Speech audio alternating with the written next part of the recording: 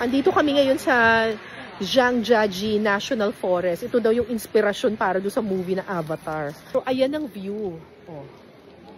Ganda! Ganda! Ganda! Ganda! Charot.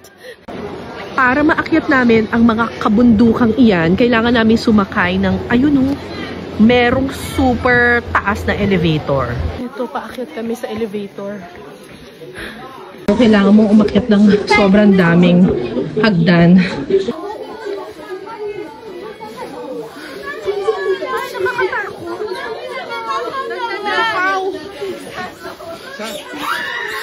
Oh my God!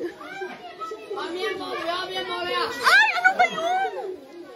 Mga magnanakaw na monkey? Ano ka? Malapit na. Tanong ko na. Ito na, nakasakay na kami sa elevator. Ang iingay. Ano ba yun? Wow.